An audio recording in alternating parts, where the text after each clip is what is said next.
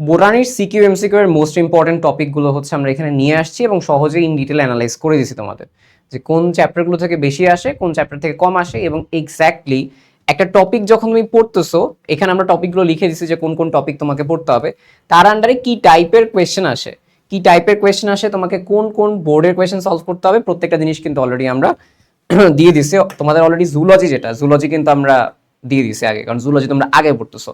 এখন আমরা বোটানিটা তোমাদের দিয়ে দিচ্ছি। সো কমেন্টে যাও, কমেন্টে হচ্ছে পিডিএফ দেওয়া আছে, সুন্দরভাবে রিভিশন দিতে পারবা। জাস্ট পড়ার সময় নিজে মানে নিজের কাছে হচ্ছে এটা রাখবা, দেখবা যে সবকিছু পড়া হয়েছে কিনা। ডিএনএ আরএনএ পড়ার পর চেক দিবা ডিএনএর গঠন মাথায় আছে কিনা, প্রকারভেদ মাথায় আছে কিনা, আরএনএ এর ডিএনএর গুরুত্ব কি মাথায় আছে কিনা। সো এইগুলো তোমার ডিরেক্টলি প্রশ্ন হিসেবে আসে। তো তুমি যদি এইগুলোর আনসার পারো, তোমার আসলে সিকিউ আলাদা করে সলভ করার প্রয়োজন পড়বে না। সিকিউ বা ইভেন এমসিকিউর অনেকগুলো কাজ হচ্ছে হয়ে যাবে। সো দেখো, জাস্ট নিয়ে নিজের মতো পড়া শুরু করে দাও। আর যদি যাদের ক্ষেত্রে যেন সমস্যা না হয় যে এক্স্যাক্টলি কোন জায়গায় গিয়ে কী পড়তে হবে, এই জন্য আমি ছোট ছোট করে প্রতিটা অধ্যায় থেকে বলে দিচ্ছি যে কীভাবে তোমাকে পড়তে হবে। সো ওভারঅল তোমরা যে সাজেশন বা হচ্ছে তোমরা যে অ্যানালাইসিসগুলো দেখো, এগুলো হচ্ছে এরকমভাবেই বলা থাকে, জাস্ট নর্মালি বলা থাকে। বাট যেহেতু এটা সহজ অ্যানালাইসিস, আমরা ইন ডিটেইল করি, সামনে তোমাদের ভার্সিটির জন্য করবো।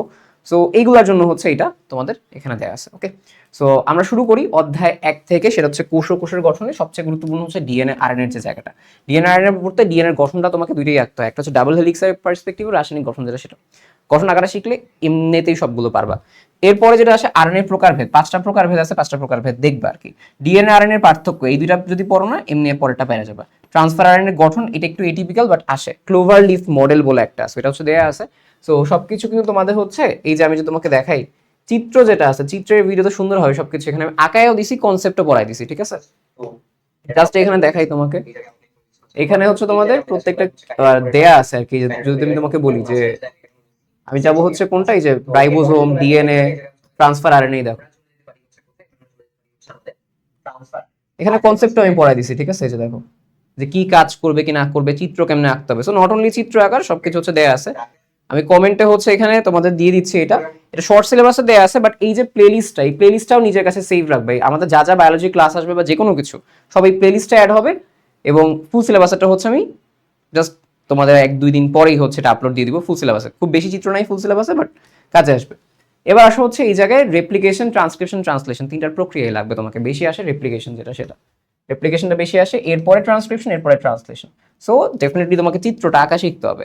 এরপরে যদি বলা হয় আমাদের যে অঙ্গাণু, এর মধ্যে সবচেয়ে বেশি আসে কোনটা, মাইটোকন্ড্রিয়া। এর গঠনও শিখতে হয় আর কাজও শিখতে হয়। গঠন এবং কাজ, এই দুটো সবচেয়ে গুরুত্বপূর্ণ এখানে। কোষ প্রাচীর, কোষ ঝিল্লি। কোষ প্রাচীরের ক্ষেত্রে কোষ প্রাচীরের সূক্ষ্ম গঠন একটা আছে, কিভাবে মাইসেলি দিয়ে গঠন করছে। কোষ প্রাচীরের বেসিক যে ভৌত গঠন, সেটাও তোমাকে পড়তে হয়। রাসায়নিক গঠন, তিনটাই পড়তে হয়। জাস্ট রাসায়নিক গঠনের পার্সেন্টেজ পড়তে হয়।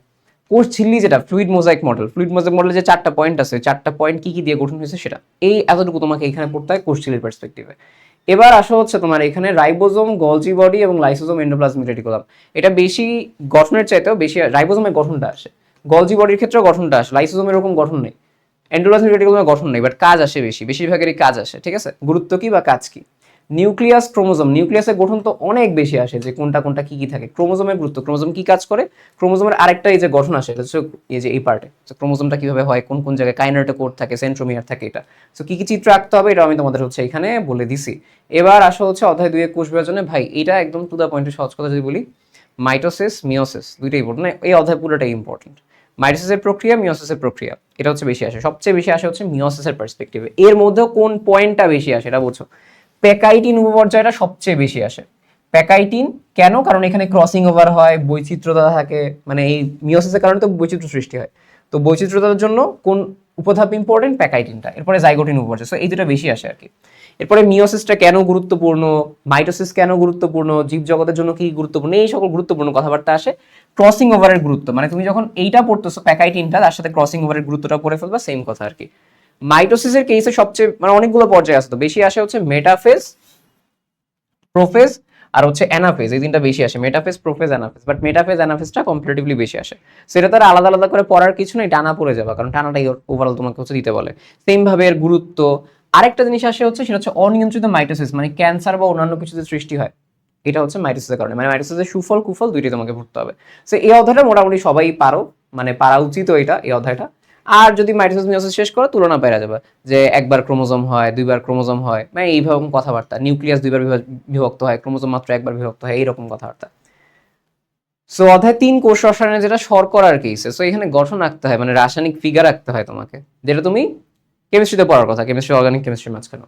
সো এখানে হচ্ছে সুক্রোজের গঠন বা গ্লুকোজের গঠন, গ্লুকোজের নামকরণ কিভাবে হয়েছে, এই অধ্যায়টা যদি তোমাকে বলি, এই অধ্যায়টা বিশেষ করে চিত্র আঁকতে হয় গঠনের পার্সপেক্টিভে। আরেকটা হচ্ছে এর বৈশিষ্ট্য কি কি কি কাজে ব্যবহার করা হয়, এটাই ওভারঅল বলা হয়েছে, যে স্টার্চ গ্লাইকোজেনের মিল অমিল, সেলুলোজ বা স্টার্চের গুরুত্ব কি, এইগুলো তোমার টুকটাক বলা হয়েছে। প্রোটিন অ্যামাইনো অ্যাসিডের কেসে এই যে দেখো গঠন বলবে ফার্স্টে, এরপর এনজাইম কিভাবে কাজ করে, এনজাইমের ভূমিকা কি, ভিন্নতা কি প্রোটিন এনজাইমের মধ্যে কার্যগত, এনজাইম ব্যবহার, এনজাইমের ক্রিয়া কৌশল, এটা হচ্ছে প্রায় আসে যে এনজাইম কিভাবে হচ্ছে লক হয়, একটা তালাচাবি মতবাদের মতো এনজাইমটা লক হয় এরপরে কাজ করে, এই মতবাদটা তোমাকে পড়তে হয়।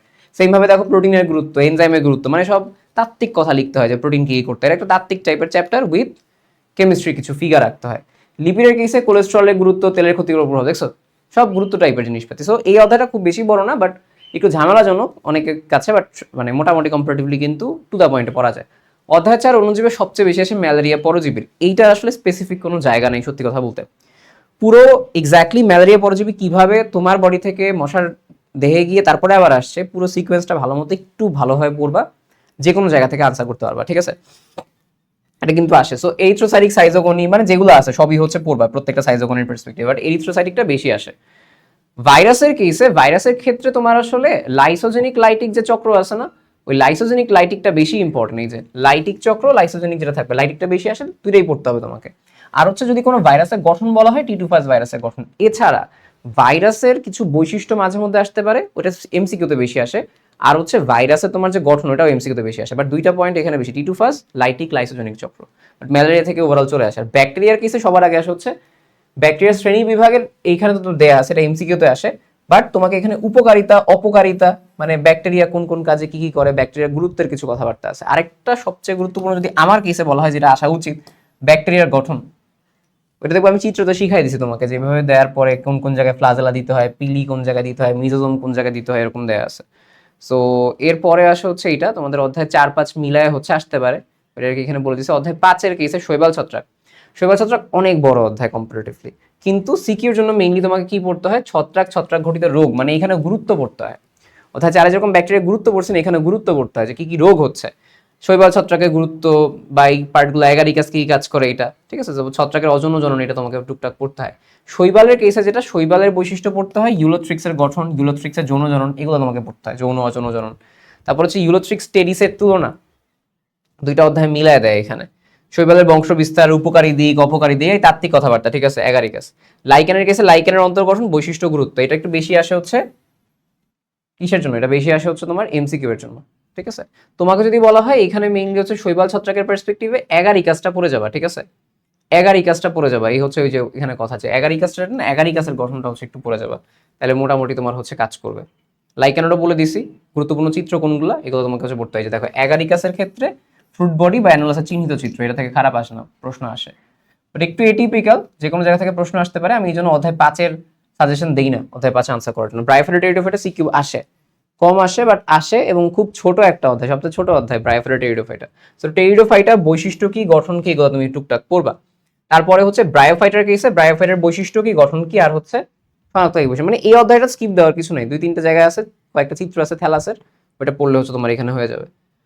এবার আসো হচ্ছে তোমার অধ্যায় 7-এ, অধ্যায় 7ও টু দা পয়েন্টে স্পেসিফিক। দেখো আমি একটা মজার জিনিস দেখাই, এই পেজ শেষ হয়ে গেছে, এগুলো কি দেখছো, এগুলো কিন্তু পেজ বাড়ছে কেন, সবগুলো বোর্ডের প্রশ্ন, দেখো সব বোর্ডের প্রশ্ন, এতগুলো আসলে দিছে কি আসছে, পোয়েসি মালভেসি গোত্র থেকে বেশি আসে, মানে শনাক্তকারী বৈশিষ্ট্য, পোয়েসি মালভেসি শনাক্তকারী বৈশিষ্ট্য। তারপর তোমার জবার পুষ্প প্রতীক, ধানের পুষ্প প্রতীক, সব এটার মধ্যে আছে।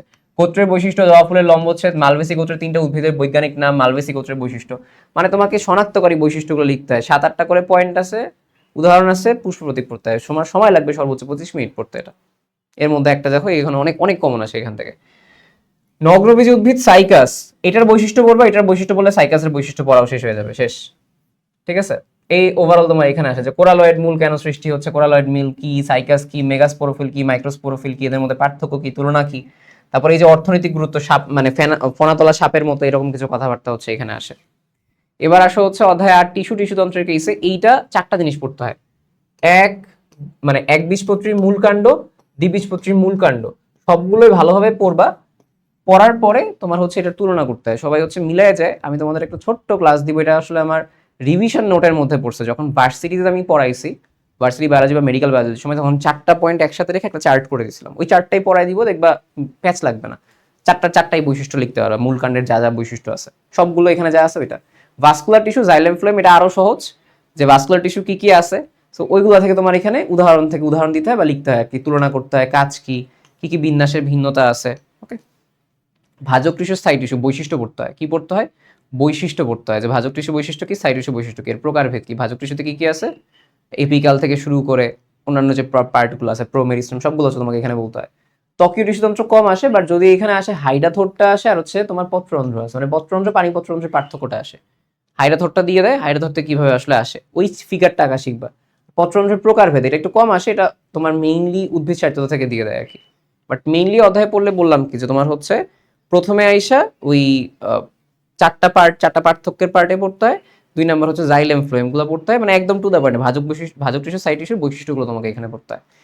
এবার যদি আমি ওভারঅল এখানে বলি যে উদ্ভিদ শারীরতত্ত্ব, যেটা তোমাদের হচ্ছে সবচেয়ে বেশি পেইনফুল চ্যাপ্টার, এই অধ্যায়টা কনসেপচুয়ালি পেইনফুল, বাট বাস্তবিক পক্ষে এই অধ্যায় শৈবাল ছত্রাকের চাইতে কম পড়তে হয় তোমাকে।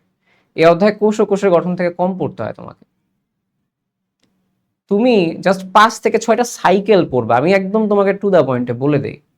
প্রস্বেদন প্রক্রিয়ার এমন কোনো কাহিনী না, একটা জাস্ট পত্ররন্ধ্র থেকে খুলে যায়, ঠিক আছে, সুক্রোজ তোমার হচ্ছে পিএইচ এর পরিবর্তনের কারণে জাস্ট খুলে যায়, এই জিনিসটা বলতে হয় তোমাকে, একটু ভিজুয়ালাইজ করলে বানায় লেখা যায়।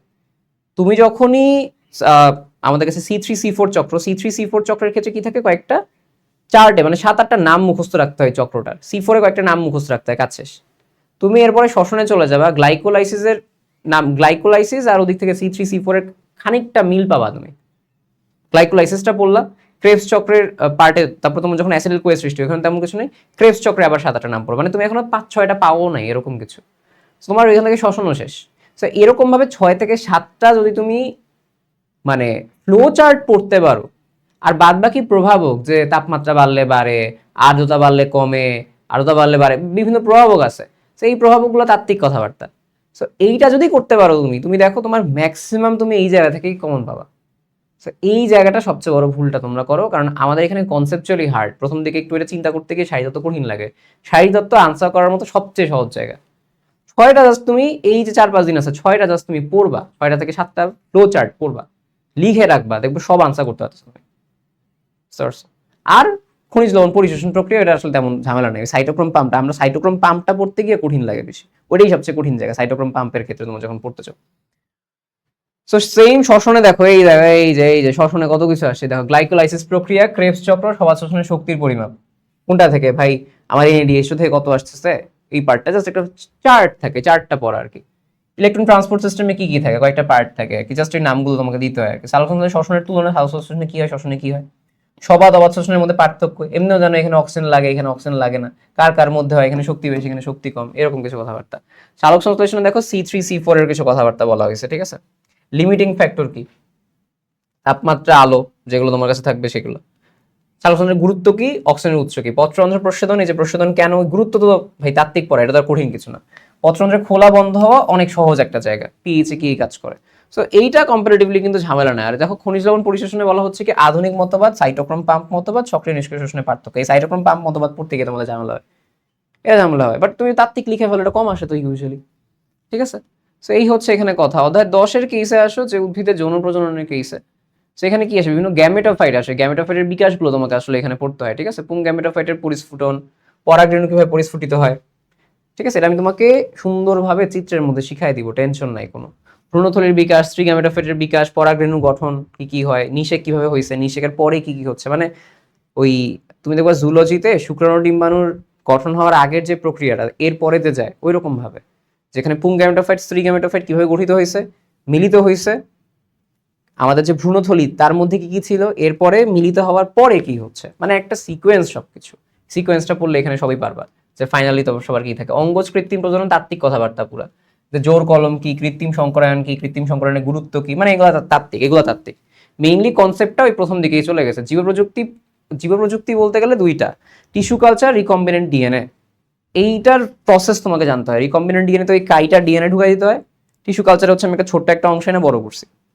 এইটা প্লাস তাত্ত্বিক সব গুরুত্ব, কি কি কাজ করে, মানে আমাদের পৃথিবী উন্নত হয়ে যাচ্ছে, অনেক কিছু পাচ্ছি, কম সময়ে অধিক চারা পাচ্ছি, এই সব মানে হাবি জাবি জিনিস হচ্ছে তোমার এখানে থাকে, একবার রিডিং মারলে হয়েছে। সো রিকম্বিনেন্ট ডিএনএ এর কথা বলা হয়েছে, টিস্যু কালচারের কথা বলা হয়েছে, টিস্যু কালচার রিকম্বিনেন্ট ডিএনএ প্রযুক্তি কি, আর কি কি প্রযুক্তি এখানে আছে। এখানে আরেকটা জিনিস পড়বা ডেফিনেটলি, প্লাজমিডের বৈশিষ্ট্য, এটা খতে প্রায়ই আসে, গতেও দিয়ে দেয়। প্লাজমিড যেটা আমাদের কাছে বলা হয়, ঠিক আছে, বৃত্তাকার ডিএনএ অণু, দ্বিসূত্রক, এটা মেইনলি এখানে থাকে, বৃত্তাকার ডিএনএ অণু। সো এটা তোমাকে হচ্ছে পড়তে হয়, প্লাজমিডের গুরুত্ব কি সেটা। এটা অধ্যায় 11 গেল, 12 কেসে কম্পারেটিভলি সিকিউ কম আসে। সো এইখানে জীব বৈচিত্র্য সংরক্ষণ, যেটা কিভাবে সংরক্ষণ হয়, এক্সিটু ইনসিটু, একটা পরিবেশের মধ্যেই থাকে, একটা পরিবেশের বাইরে, মানে হচ্ছে আমরা কৃত্রিম ভাবে করি। সো এটা কোথায় কোথায় কি আছে, বৈশিষ্ট্য কি। ইকোলজিক্যাল পিরামিডটা আসে, যে কিভাবে হচ্ছে শক্তি 10-এর নিয়ম অনুসারে আস্তে আস্তে উপরের দিকে কমে যায়, একটা স্তর থেকে আরেকটা স্তরে কমে যায়। খাদ্য শৃঙ্খল কি, খাদ্য জাল কি, এই কথাগুলো এখানে বলে। আর পাশাপাশি জলজ উদ্ভিদ, মরুজ উদ্ভিদ এবং লোনা মাটির উদ্ভিদের কিছু বৈশিষ্ট্য আছে, উদাহরণ আছে একটা পার্টিকে, এটা একটু কনসেপচুয়ালি পড়তে হয়, নাহলে মনে থাকে না। এটা কনসেপচুয়ালি পড়তে, এটা একটু কনসেপচুয়াল জায়গা, ঠিক আছে। আর বায়োম, প্রাণী ভৌগোলিক অঞ্চল, বাংলাদেশ ওরিয়েন্টালের মধ্যে পড়ছে কি না পড়ছে, এগুলো ওভারঅল তোমার হচ্ছে এখানে বলা হয়েছে, ঠিক আছে। সো এই এই হচ্ছে এখানে আমাদের কাছে কথা। আই হোপ আমি তোমাদের হচ্ছে পুরো জায়গায় বুঝাই দিতে পারছি কি কি পড়তে হবে। হাইলি সাজেশন, এগুলো যদি পড়ে ফেলো এমসিকিউর জন্য মোটামুটি কাজেই লাগবে। আর এমসিকিউর জন্য আমি তোমাদের মোস্ট ইম্পর্টেন্ট লাইন্স গুছাই দিব, ঠিক আছে, যেন একদম কম সময়, এমসিকিউ তো 8 ঘন্টা 9 ঘন্টা লেগে যায়, বাট মোস্ট ইম্পর্টেন্ট লাইন্স দেখা যাবে 3-4 ঘন্টা, 3-3.5 ঘন্টার মধ্যে একদম এমসিকিউর টপিক যা ছিল এর সাথে বেশি পড়া আমরা মোস্ট ইম্পর্টেন্ট লাইন্সে পড়ে ফেলবো। সো এটা আমি তোমাদের বড় ভাইয়াদের জন্য করছি আগে ভার্সিটির সময়, এরপরেও মেডিকেলের সময় টুকটাক করছি, এবং এগুলো আসলে কাজ করছে আর কি, ঠিক আছে। সো এই তোমাদেরকে আমি হচ্ছে ওভারঅল এই জিনিসগুলো আসলে বুঝাই দিলাম এখন এই পার্সপেক্টিভে। সো দ্যাটস ইট, ওকে। আর মোটামুটি এখানে মানে মার্কেটিং আছে, মার্কেটিং তোমরা পড়ে নিও পিডিএফ এর পার্সপেক্টিভে। তোমাদের পরবর্তীতে যখন মানে এটা এখন জানাই দিলাম এই কারণে যে আমাদের পরবর্তীতে তোমাদের ভার্সিটি যখন প্রিপারেশন নিবা, তখন আমাদের সাথে প্রিপারেশন নিতে পারো। সেক্ষেত্রে একটা প্রি বুকিং লিঙ্ক কমেন্টে দেওয়া আছে, আমি, রাহাত ভাই, জাহিদ ভাই, আরও 3জন ঢাকা মেডিকেলের ভাইয়ারা আছি, তারা মিলে হচ্ছে তোমাদের পড়াবো। এই হচ্ছে কথা, দ্যাটস ইট, মার্কেটিং শেষ, মেইনলি পড়ার পার্সপেক্টিভে। সো সব কিছু হচ্ছে ডিটেলসে দেওয়া আছে, জাস্ট এটা একটা অ্যানাউন্সমেন্ট দেওয়া। তাহলে তোমরা হচ্ছে আবার ঠিক ওই এইচএসসি শেষে এসে আমাদের হচ্ছে খোঁজা শুরু করো, ভাই কবে যাবেন কবে যাবেন। সো আগে বলে দিলাম আর কি, যারা বায়োলজিতে আমাদের সাথে যুক্ত আছে। দ্যাটস ইট, টাটা, আল্লাহ হাফেজ। নেক্সট পরের জায়গা হচ্ছে দেখাবো, আল্লাহ হাফেজ।